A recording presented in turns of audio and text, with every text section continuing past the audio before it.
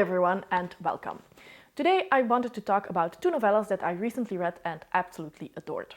Now, if you're new here or you haven't seen my November TBR, I am participating in the Novellas in November read-along that's being hosted by Rick McDonald, and of course I will link his announcement video in the description box down below.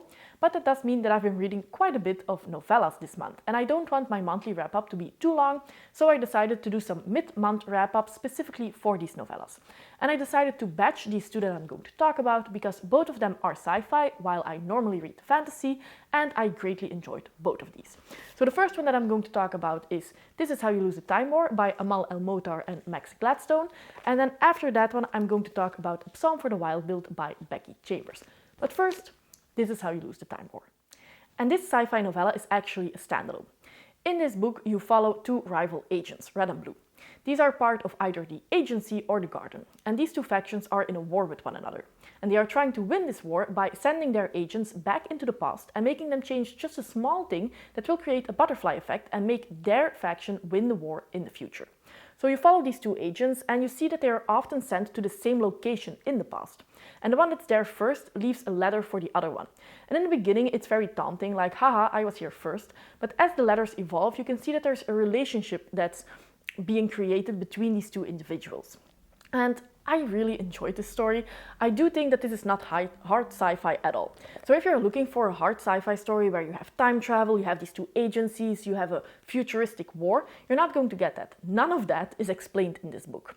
And I do think that if that's something that you're looking for, you might be a little bit disappointed. I also think that because of that, it can be a little bit confusing in the beginning because you're really thrown into the story. You need to believe that all of this is possible. You don't get an explanation as to how or why. You just need to go with the story. I actually enjoyed that. I also think that a novella like this isn't long enough to really discuss all of that and go deep enough to have it be satisfactory. So then I do like that they say, okay, this is the background. We're not going to focus on that. We're going to focus on these two individuals and the themes of war and being on these rivaling factions that they more explore. So I like that. I do think that the romance in this one is very slow burn, and I liked the sapphic aspect of that. So yeah, all in all, great read. And what I definitely need to mention as well is that the purple prose here is to the max.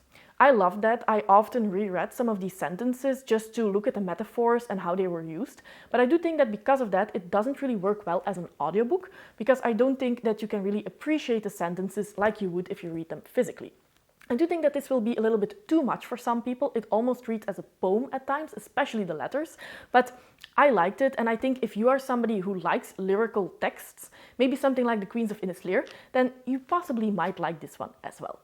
Next, I wanted to talk about A Psalm for the Wild Build by Becky Chambers. This is actually not a standalone, which I first thought. It's the beginning of a new series, the Monk and Robot series. And the second one is actually announced for July 2022, so just a couple of months yet. And also the cover has been revealed already and is beautiful.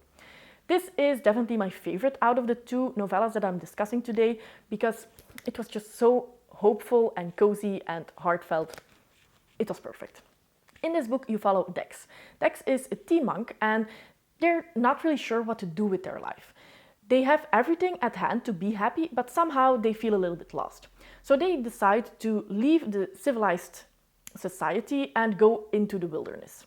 Now, what you need to know about this world is that this is a sort of futuristic society, and they went through a factory age where humans made robots in order to work into factories, but these robots became sentient and they left the factories, they didn't want to work there, and they left to live in the wilderness away from humans. So Dex actually meets one of these robots, and they are on a mission. They want to ask as many humans as possible what do humans want, what do humans need. They also want to know how humans fared since robots left them. So it's just so heartfelt, and I must say that since this is the first in a series, it definitely reads as an introduction to what's going to be a wider world and bigger story. I think that this is vastly different from This Is How You Lose the Time War, but at the other hand, it's almost a little bit the same, and I can definitely see why I like both of these. But because in this one, also the science fiction isn't that important. Yes, you have this futuristic society, you have robots who are roaming the world, but this is a setup that's being used again to discuss some themes and to follow these individuals. Dex is just very precious, and I love that they are non-binary, but this is completely normal in this futuristic world, and that's definitely hopeful for our own world. So I do hope that this is something that we are progressing towards as well. And then you have the robot. He's very precious. He almost is like a child. He is just full of wonder of the world. He wants to see what Dex is doing. And when Dex is, for example, making food, the robot wants to see how this is done. He always watches Dex when they are eating because it's something that the robot doesn't do. So he's just full of wonder of everything that's happening. And I love how they are trying to help Dex throughout their journey. I also like the themes that are being discussed here. And again, this is where the hopefulness comes in, because this is a futuristic society. They had that factory age where everything was about consumption and production, which is something that we are in at the moment, in my opinion. And they have evolved to a more ecological way of living, which some of the examples that they have in here that I will not talk about because spoilers, it just made me hope for a better world in the future. I just also liked how humans and robots in this one, of course, there hasn't been any interaction between these two species for a very long time. But then you have Dex and this robot and they interact with each other for the first time. And I loved how you could see the differences between the two, but you could also see similarities.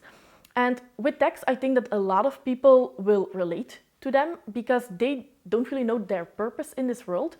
And I think that that's something that everybody has felt at a time in their lives. So it's definitely something that you could recognize. And especially if you're feeling a little bit down, I do think that this is a book that will definitely pick you up because you just feel understood. I think that Becky Chambers' writing style is completely different from the writing style that you have in This Is How You Lose a Time War, but it's beautiful nonetheless. I would almost say that I compare it to Robin Hobb because Robin Hobb's prose is beautiful. But when you ask me why, I can't really say. It just is. And the same can be said for Becky Chambers. This is the first book that I've read by her, but I will definitely be reading more because it's just amazing. At times, this was also a funny book, which I think can definitely be helpful if you're looking for something uplifting. And this gave me a little bit Studio Ghibli vibes. So yeah, everything that I wanted in just one small book. So this is everything that I wanted to say about these two excellent novellas. I do want to stress again that the representation of the LGBTQ+ community was excellent in both of these, so if you're looking for something like that, definitely pick these up. These are not hard sci-fi novels, so if you're looking for that, I do think that you will be disappointed. If anything, these are more philosophical reads and they are discussing some themes that are relevant for our own present society. Especially the last one, A Psalm for the Wild Build, was very philosophical. It had a lot of quotes that made me think about our own world, which is something that I greatly enjoy. I think that both of these authors understand there are 3 authors in total, that all of these understand how you should write a novella, or at least in a way that I enjoy it. Because I've read a couple of other novellas this month, and most of them almost tried to fit in a very complex story in a short book, and I think that those would have worked better as novels, full novels, because the world building, the magic system, the epic plot, all of it was just too much to have in a 150-page book, and it felt very confusing. While here, I feel like they understand that you can't have hard sci-fi in a novella, or it would be very difficult, and they choose to focus more on the themes that they want to discuss and on these individuals and their journey that you're following. And that's something that I enjoy more. And then if I want to have those hard magic systems, if I want to have an epic storyline, I think that I would more gravitate towards a full novel and even a full series. So this is everything that I wanted to say about these 2 books. Please let me know your own thoughts if you've already read them, if you want to pick them up. As always, I hope that you enjoyed the video and see you next time. Bye!